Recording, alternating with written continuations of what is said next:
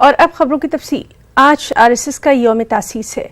नागपुर में आज ही के दिन विजयदशमी के मौके पर 1925 को आरएसएस की बुनियाद रखी गई थी। General VK Singh, Nitin Gadkari, CM Devendra Fadnavis और बहुत से अहम लीडरों को इस प्रोग्राम में मदऊ किया गया था। प्रोग्राम से पहले आरएसएस की जानिब से एक पैदल यात्रा भी निकाली गई, परेड का एहतमाम किया गया। नागपुर हेडक्वार्टर पर यह प्रोग्राम धूमधाम से मनाया गया। आरएसएस चीफ मोहन भागवत ने दफा 370 हटाए जाने के मामले में वज़ीर दाखिला अमित शाह और वज़ीर आज़म नरेंद्र मोदी की खूब तारीफ की।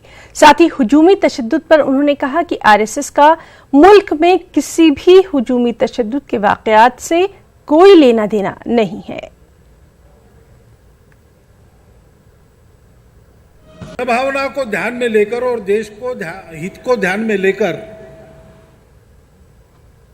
साहसी और कठोर निर्णय लेने की ताकत इस सरकार की है। यह भी सिद्ध हुआ जब 370 को अप्रभावी बनाया गया। प्रजातांत्रिक प्रक्रिया के द्वारा जैसा होना था वैसा हुआ। सारे देश के जनता की इच्छा तो बहुत दिनों की थी।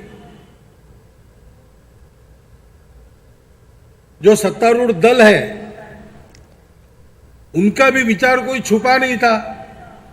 वो दल जिस दल से निकला, जनसंघ नामक, उस जनसंघ के जन्म के बाद उसका पहला आंदोलन इसी बात को लेकर था कि एक देश में दो विधान, दो प्रधान, दो निशान नहीं चलेंगे। प्रधानमंत्री जी और गृह मंत्री जी है, उनका ये कार्य अभिनंदनीय है और उसकी बहुत प्रशंसा हुई। और वहीं सीपीआई लीडर डी राजा ने मोहन भागवत के बयान पर कहा है कि मोहन भागवत ने यह साबित कर दिया कि बीजेपी आरएसएस के हाथों कठपुतली है। और हुजूमी तशद्दुद के बयान पर मोहन भागवत चाहे जितना भी इनकार करें, सभी जानते हैं कि मॉब लिंचिंग में मुलविस अफराद का ताल्लुक तशद्दुद पसंद ज़हनियत रखने वाली तंजीमों से ही है। इसके साथ ही उन्होंने ये भी कहा कि अगर हिंदुस्तान को मोहन भागवत हिंदू राष्ट्रीय समझते हैं तो उन्हें ये मालूम होना चाहिए कि हिंदुस्तान एक अजीम जमहूरियत है जहां हर मजहब के लोग रहते हैं।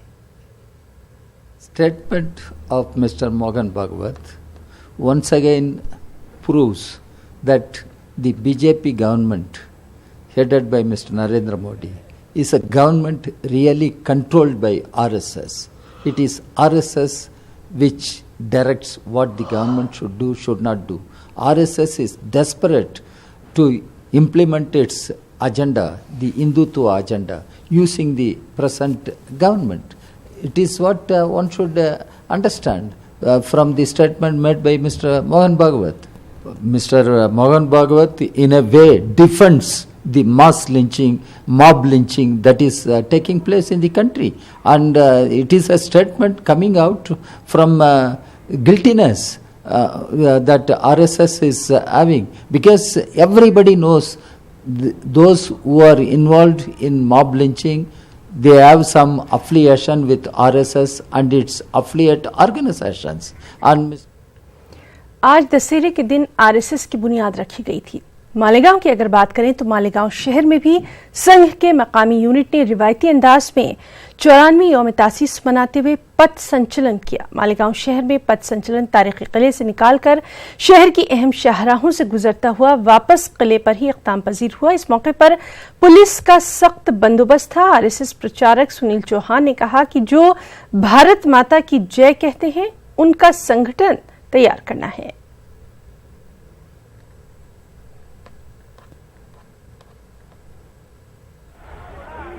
तीर पर कमान चढ़ गई है और अब रावण रूपी राक्षस का अंत हो रहा है।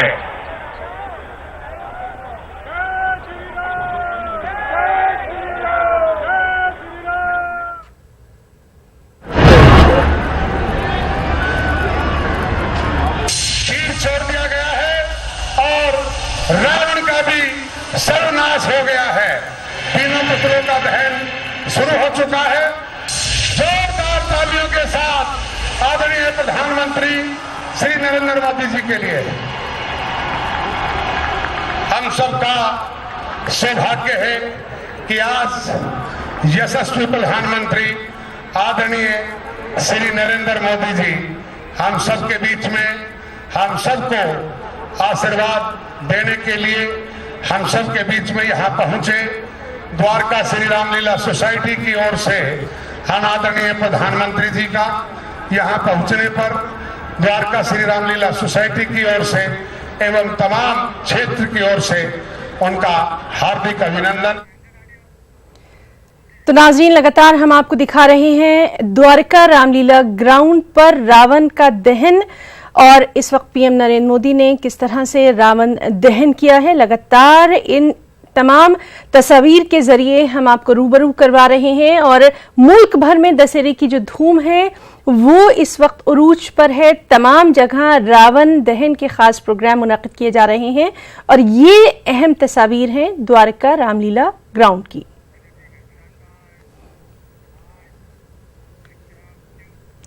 वहीं महाराष्ट्र की सियासत में, खासकर महाराष्ट्र के मुस्लिम अक्सरियती शहर मुंब्रा में एमआईएम के उम्मीदवार बरकतुल्ला शेख उर्फ गुंजन सेठ की पर्चा नामजदगी वापस लेने पर हलचल मच गई है। पर्चा नामजदगी वापस लेने के आखिरी दिन तक एमआईएम के अलावा मजीद 5 उम्मीदवारों ने भी अपना नाम वापस लिया। इस तरह एमआईएम और दीगर के पर्चा नामजदगी वापस लेने के सबब यहां से एनसीपी उम्मीदवार और गुज़िश्ता 2 मरतबा से एमएलए रह चुके जितेंद्र औहाट का रास्ता आसान होता दिखाई दे रहा है। बरकतुल्ला शेख इलाके के एमआईएम कारकुनों में मशकूक समझे जाते रहे हैं। बरकतुल्ला ऐसा कुछ कर सकते हैं, मुंब्रा एमआईएम सदर अब्दुल रऊफ लाला ने इसकी जानकारी पार्टी सदर और इम्तियाज जलील को पहले ही दे दी थी। रऊफ लाला ने कहा कि मुंब्रा के कारकुनों से कोई राय नहीं ली गई, जिसके बायस एमआईएम को ये धोखा झेलना पड़ा। बरकतुल्ला के पर्चा वापस लेने के बाद से बरकतुल्ला शेख का मोबाइल भी ऑफ आ रहा है।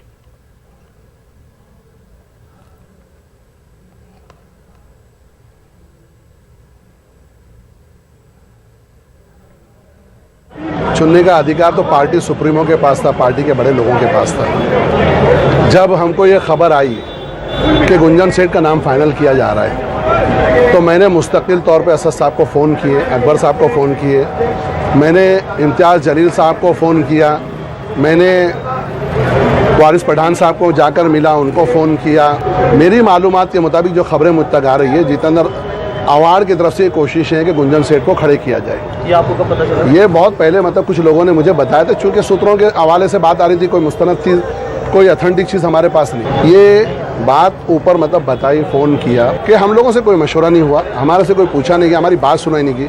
हमने गुंजन सेठ के बारे में मुस्तकिल तौर पर, ये मैंने असद साहब को बहुत ही उत्सुक के साथ कि कुछ दिनों में आपको ये खबर आ जाएंगी, ये आदमी मैनेज हो जाएंगे।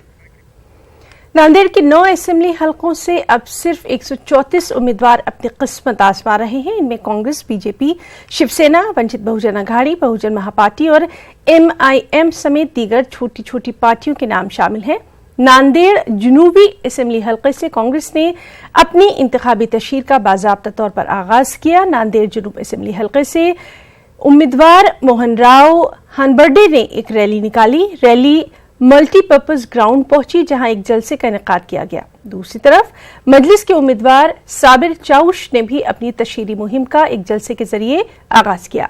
जलसे में एमआईएम के कारवान रुकन असेंबली कौसर मोहिउद्दीन और सीनियर लीडर सैयद मुइन ने भी खिताब किया।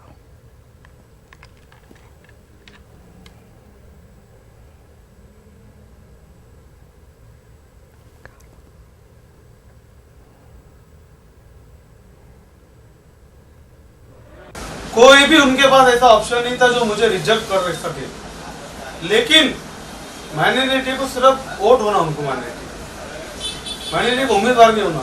इसी के चलते अब फैसला तो होगा ही ना। अब जब आपने गलत फैसला लिया है, बाहर का उम्मीदवार हमारे पे थोपा है, तो उसको हम क्यों एक्सेप्ट करेंगे भाई? हम खून पसीने में आते हैं, प्रदेश से जब भी बड़े लोग आते हैं, हम भीड़ जमा करते हैं, हमारे कार्यकर्ता जमा करते हैं, खून पसीने करके आपके सामने इतने कार्यकर्ताओं को जोड़ते हैं दिन रात मेहनत करके, उसके बावजूद हमारे कोई कार्यकर्ता की वैल्यू नहीं, बाहर से आके उम्मीदवार देते हैं। तो इसका तो खामियाजा पार्टी को भुगतना करना पड़ेगा। अमरावती हल्का असेंबली से अमरावती कांग्रेस अक़लियती सेल के जिला सदर एजाज खान पहलवान आजाद उम्मीदवार के तौर पर मैदान में हैं। कांग्रेस से उम्मीदवारी न मिलने से पार्टी से नाराज एजाज खान पहलवान ने आजाद उम्मीदवार के तौर पर इंतखाबात में हिस्सा लेने का फैसला किया है। न्यूज़ 18 उर्दू से खास बातचीत में उन्होंने कहा कि अमरावती हल्का असेंबली में 1.5 लाख से ज्यादा मुस्लिम वोटर्स हैं और ऐसे में कांग्रेस ने अक़लियती तबके के उम्मीदवार को ही उम्मीदवारी देनी चाहिए थी।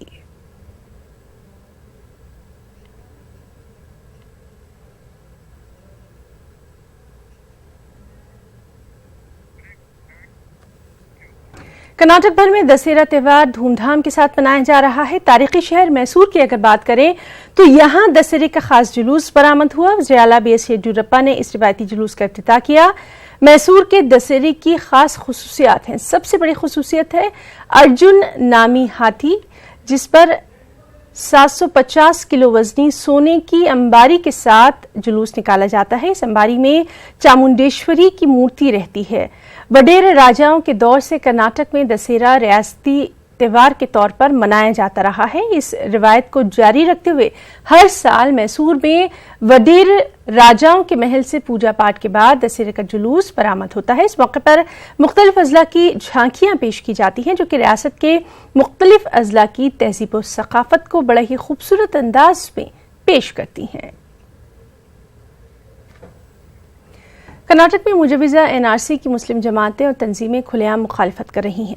मुस्लिम जमातों का कहना है कि आसाम में जबकि NRC बुरी तरह नाकाम तजुर्बा साबित हुआ तो इसे दूसरी रियासत में नाफिज करना दानिशमंदी नहीं। मुस्लिम तंजीमें इसे BJP की एक सियासी चाल करार दे रही हैं। एक रिपोर्ट। कर्नाटक के वज़ीर दाखिला बसवराज बोम्मई ने गुज़श्ता हफ्ते कर्नाटक में NRC नाफिज करने की बात कही थी। बोम्मई का कहना है कि यूनियन होम मिनिस्ट्री से इस सिलसिले में मशावरत जारी है। बोम्मई के इस ऐलान की मुस्लिम हलकों में जबरदस्त तनकीद की जा रही है। मुस्लिम तंजीमों का कहना है कि आसाम में NRC सुप्रीम कोर्ट के अहकामात और निगरानी में जोग्राफियाई वजूहात की बिना पर किया गया था, जो कि हर लिहाज से नाकाम ही साबित हुआ है। ऐसे फ्लॉप शो के लिए कर्नाटक के सरकारी खजाने पर हजारों करोड़ों रुपयों का बोझ डालना अक्लमंदी नहीं है। मुस्लिम जमातें इसे सियासत भी करार दे रही हैं। ये बिल्कुल सियासी है। अब करीब में दिसंबर के अंदर 17 असम्बली हलकों के अंदर इंतखाबात हो रहे हैं और हमारा ख्याल ये है कि ये खुद दहशत में है।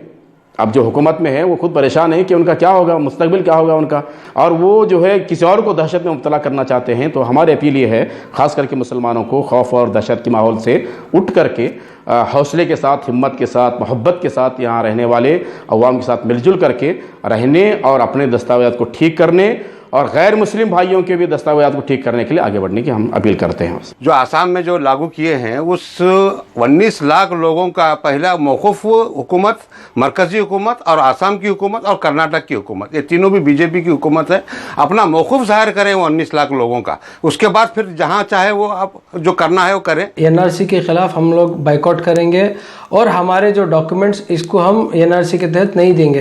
तो हमारा ये मानना है जिस तरह महात्मा गांधी ने नॉन कोऑपरेशन मूवमेंट चलाया था अंग्रेजों के खिलाफ रोलेट एक्ट के बाद, तो हम लोग भी ये NRC का हम इसको कोऑपरेट नहीं करेंगे, इसको NRC को हम बाइकआउट करेंगे। मुस्लिम तंजीमें और जमातें अवाम को NRC से खौफजदा या परेशान न होने की भी बात कर रहे हैं। साथ ही एहतियाती तौर पर मशवरा दिया जा रहा है कि अपने पास मौजूद तमाम सरकारी दस्तावेजात दुरुस्त करा लें, बिलखुसूस नाम के स्पेलिंग और तारीख पैदाइश तमाम दस्तावेजात में यकसानियत रखें। कि इस मुल्क में अगर कोई लीगल होगा, हिंदू होगा, ईसाई होगा, बौद्ध मजहब का होगा, सिख होगा, तो उनको हम शहरियत देंगे, मुसलमान को नहीं देंगे। ये कॉन्स्टिट्यूशन के खिलाफ है। संविधान में right to equality fundamental right है, मगर उन्होंने साथ में जो है मुसलमानों का नाम नहीं लिया। क्या मुसलमान भी अगर ऐसे जुमरे में आते हैं तो उन्हें जो है ना शहरियत दी जाएगी या नहीं? मैं जो है ना उनसे ये मुतालबा करता हूँ कि इसका जो है ना वो इस बात का जो है ना वो सराहत करें। इस तरह की भी खबरें हैं कि बेंगलुरु से 40 किलोमीटर दूर कर्नाटक हुकूमत ने एक डिटेंशन कैंप भी बना रखा है, जिसमें गैर कानूनी तारिकिन वतन को रखा जाएगा। जराये के मुताबिक डिटेंशन कैंप कांग्रेस JDS हुकूमत में ही तामीर किया गया था, ताहम अभी तक इसका सरकारी तौर पर इफ्तिताह नहीं किया गया है। न्यूज़ 18 उर्दू के लिए गुलबर्गा से जवाद मीर की report. Welfare party of India ने कश्मीर के हालात और NRC के मसले पर तशवीश का इजहार किया। बेंगलुरु में पार्टी के कौमी सदर कासिम रसूल इलियास ने कहा कि मरकजी हुकूमत मुल्क के असल मसाइल पर पर्दा डालने की कोशिश कर रही है।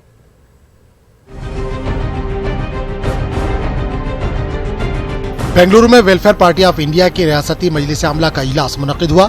पार्टी के कौमी सदर कासिम रसूल इलियास ने कहा कि इस वक्त पूरे मुल्क में कश्मीर और NRC के मसले पर बहस हो रही है, जबकि बेरोजगारी, मौशी बहरान, किसानों के मसाइल, लेकिन इन मौजूओं पर बहस के बजाय मरकजी हुकूमत जज्बाती मुद्दों पर अवाम की तवज्जो राग़िब कर रही है। मिसाल के तौर पर आर्टिकल 370 को जिस तरह ख़त्म किया और कश्मीर के अंदर जिस तरह हालात पैदा हुए हैं, उससे ये तासुर देने की कोशिश की जा रही है पूरे मुल्क में कि कश्मीर को हमने इंटीग्रेट कर लिया इंडिया के साथ में।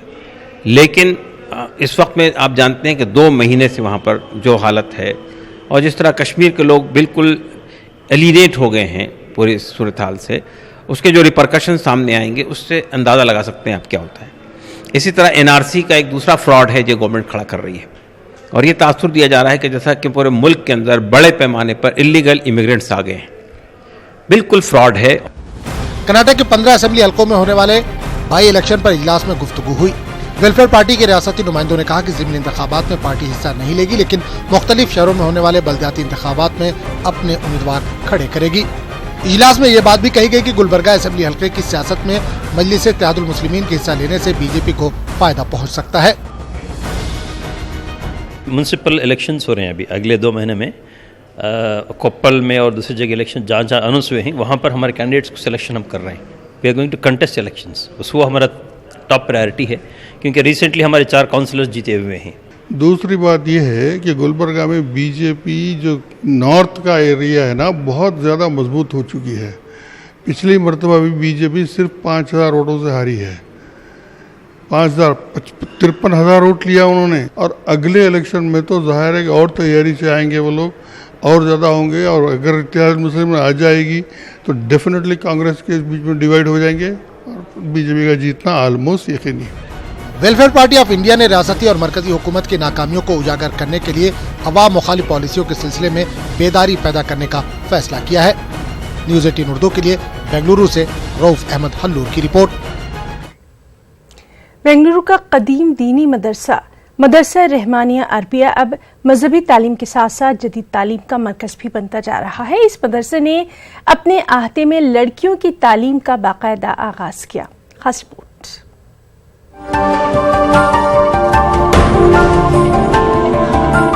बेंगलुरु के करीब कंबीपुर देहात में रियासत कर्नाटक का कदीम मदरसा आबाद है। 1956 में मौलाना सैयद शाह मोहम्मद इस्माइल रहमतुल्लाह अलैह ने मदरसा रहमानिया अरबिया की बुनियाद रखी।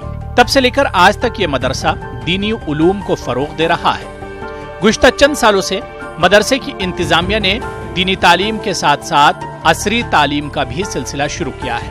इस मकसद के तहत रहमानिया पब्लिक स्कूल कायम किया गया है। यहाँ इसके पढ़ने वाले बच्चों को दीनी तालीम के साथ साथ असरी तालीम दी जाती है। इस मदरसे में पढ़ने वाले बच्चे अल्हम्दुलिल्लाह आलिमियत के साथ डिग्री लेवल तक भी तालीम हासिल कर चुके हैं। 35 से 40 बच्चे अल्हम्दुलिल्लाह SSLC से फारिग हो चुके हैं, जो प्राइवेट एग्जाम के तौर पर दिए गए। और मदरसे ही की निगरानी में एक स्कूल कायम की गई है, रहमानिया पब्लिक स्कूल के नाम से एक स्कूल कायम की गई है। उसमें 250 बच्चे अल्हम्दुलिल्लाह तालीम हासिल कर रहे हैं। मदरसे ने लड़कों के साथ साथ लड़कियों की तालीम की जानिब भी खास तवज्जो दी है। हाल ही में पुलिस सब इंस्पेक्टर बनने वाली फैजुन्निसा ने इस कदीम मदरसे का दौरा किया। फैजुन्निसा ने कहा कि उर्दू मीडियम स्कूल हो या दीनी मदारिस के तलबा अपने आप को किसी से कम न समझें, खूब पढ़ें और आगे बढ़ें। मैं मदरसे में पहले तो मैं 1 to 7 उर्दू मीडियम तो पढ़ी हूँ, तब से भी मेरे गांव में इतना सपोर्ट था कि बच्ची आगे कुछ बन सकते। हमारा घर के बावजूद भी पूरा गांव मुझे सपोर्ट में लगा था, पर इसलिए मुझे और भी भरोसा बढ़ा। बाहर लोग आको हमारे घर में बोलते बच्ची को आगे पढ़ाओ, बच्ची को आगे पढ़ाओ, ऐसा नाम कमाते गई कि किसी भी चाहे अरबी में चाहे उर्दू में। ऐसा मुझे खुशी हूँ कि आज मैं 4 लैंग्वेज में भी परफेक्ट हूँ, इंग्लिश, हिंदी, कन्नड़ा, उर्दू। मुझे बहुत खुशी हुई कि मैं उर्दू स्कूल से पढ़ी, सब लैंग्वेजेस भी हमने आज मुझे यहाँ तक ले गई। मदरसा रहमानिया अरबिया ने काउंसलिंग सेंटर भी कायम किया है ताकि बच्चों और वालिदैन को तालीम और रोजगार के मौके के सिलसिले में जानकारी फराहम की जा सके। न्यूज़ 18 उर्दू के लिए बेंगलुरु से रऊफ अहमद हल्लूर की रिपोर्ट। मुल्क के मारूफ फनकारों के खिलाफ FIR दर्ज करने के इक़दाम की मजम्मत करते हुए बेंगलुरु में एहतजाजी मुजाहरा किया गया। AFPF नामी तंजीम के तहत हुए एहतजाज में बेंगलुरु के तरक्की पसंद अदीबों कलमकारों ने शिरकत की।